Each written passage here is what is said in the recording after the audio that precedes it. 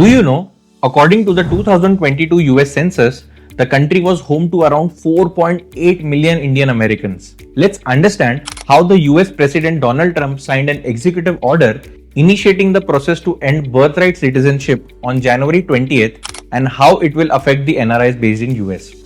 Under the new policy, children born in US will no longer be recognized as citizens if their father is not a US citizen or lawful permanent resident and their mother is either in the country illegally or present on a temporary visa such as student visa, work visa or tourist visa. The change, set to take effect in 30 days, targets automatic citizenship of children of parents unlawfully or temporarily residing in the country.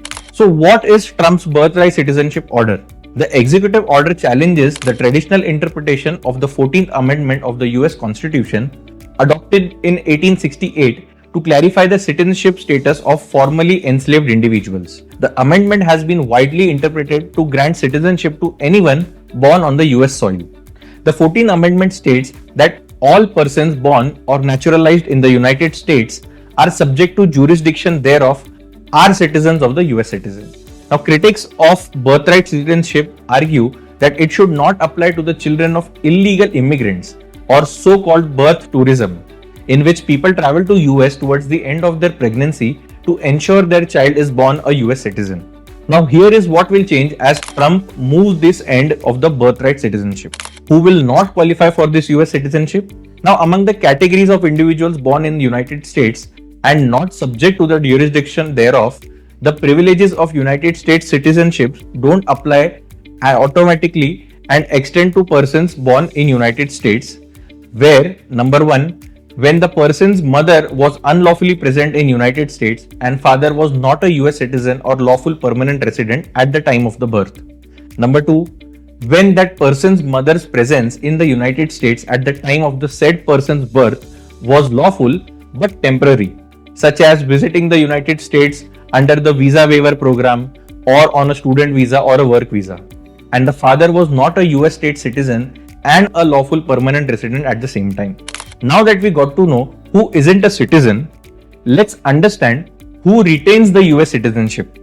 Now, Trump's executive orders specify that for a child born in the United States to gain citizenship, at least one of the parents must be US citizen, a legal permanent resident like a green card holder, or a member of the US military.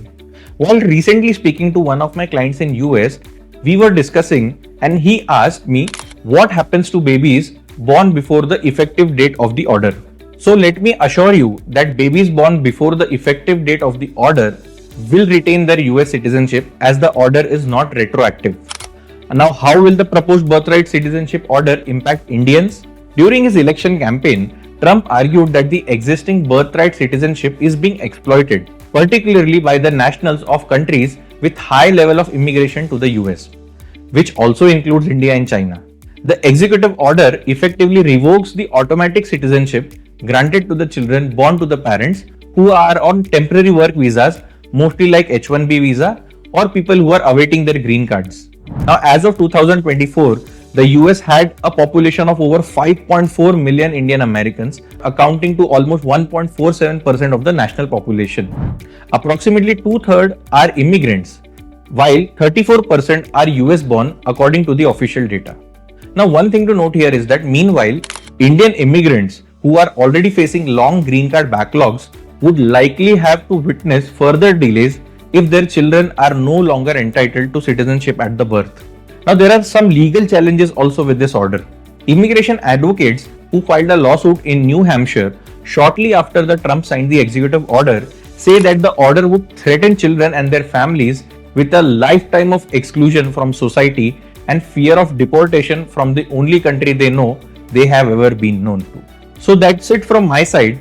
The reason for me to make this video is mainly for if you are an US NRI who is waiting for his green card and is on his H-1B visa and is slightly anxious about what is the future going to be, make sure that you start investing some money in India and try to build a corpus in India so that if in any worst case you have to come back to India, you will have a good amount of wealth and that will help you set the next path of your career.